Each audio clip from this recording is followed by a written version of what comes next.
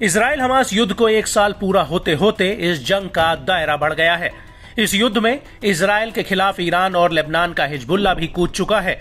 Israeli सेना ने Lebanon में एयर स्ट्राइक के साथ साथ जमीनी आक्रमण भी शुरू कर दिया है। 7 अक्टूबर 2023 को हुए हमले की बरसी तक भी हमास द्वारा बंधक बनाए हुए लोगों को छुड़ाने में नाकाम इजरायली पीएम नेतन्याहू ने हमास के खात्मे की कसम खाई थी, लेकिन गाजा में अभी भी आईडीएफ हमास से जंग लड़ रही है और युद्ध के दूसरे मोर्चे पर इजरायली सेना हिजबुल्ला से जंग लड़ रही है। हिजबुल्ला चीफ के मारे जाने के बाद भी हिजबुल्ला पूरी ताकत से इजराइल का सामना कर रहा है। हिजबुल्ला के लड़ाके पहले की ही तरह उत्तरी इजराइल के कोने कोने को दहला रहे हैं।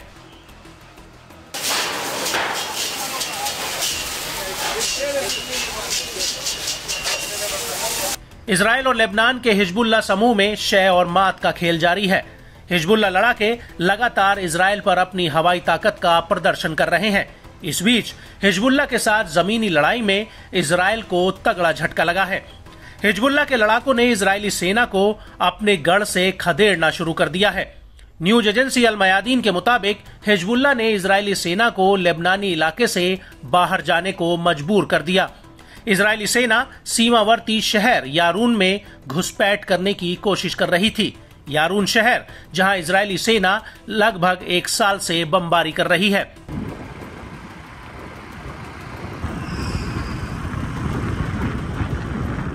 यह पहली बार नहीं है कि हिजबुल्ला ने इजरायली सैनिकों की टुकड़ी को पीछे हटने पर मजबूर किया हो। इससे पहले बीते 6 अक्टूबर को जब इजरायली बलों ने खलेत शुएब में घुसपैठ करने की कोशिश की थी, उस दौरान लड़ाकों ने जवानों की टुकड़ी पर गोले दागे थे, जिसमें कई लोगों की मौत हो गई थी।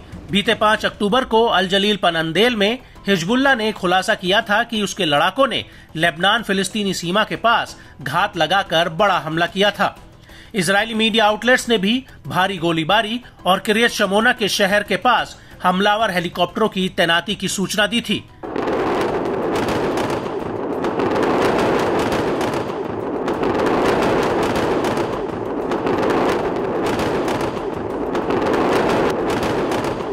इससे पहले बीते 4 अक्टूबर की रात को हिजबुल्ला लड़ाकों ने एक इजरायली जमीनी बल पर नजर रखी थी। ओडेसा में घुसपैठ की कोशिश कर रहे थे।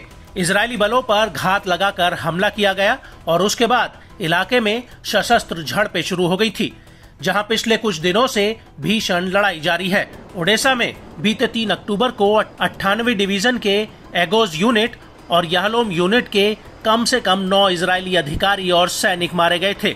प्रतिरोध ने घुसपैठ करने वाले बलों पर मशीन गनों से गोलीबारी की थी, जिससे इजरायली सेना की हमलावर इकाई में बारूदी सुरंगों में ब्लास्ट हुआ था। इसमें लगभग 15 सैनिक मारे गए थे और काफी घायल भी हो गए थे।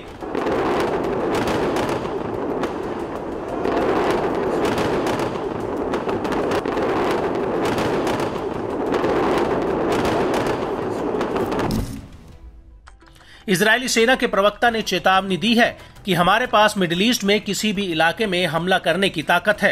हमारे जो दुश्मन अभी तक उसे समझ नहीं पाए हैं, वो जल्द ही समझ जाएंगे। हालांकि जिस तरह लेबनान में जमीनी हमले में हिजबुल्ला समूह इजरायली बलों पर भारी पड़ रहा है, उससे इजराइल का आला कमान भी सख्ते में आ गया है। दावा किया जा रहा है कि इजरायली बलों पर घात लगाकर हमला करने से लड़ाकों को कामयाबी हाथ लग रही है, जिससे इजरायली सेना को खासा नुकसान उठाना पड़ रहा है। ऐसे में देखना काफी अहम रहेगा कि इजराइल का लेबनान में जमीनी ऑपरेशन कितना लंबा और किस हद तक सफल हो पाता है।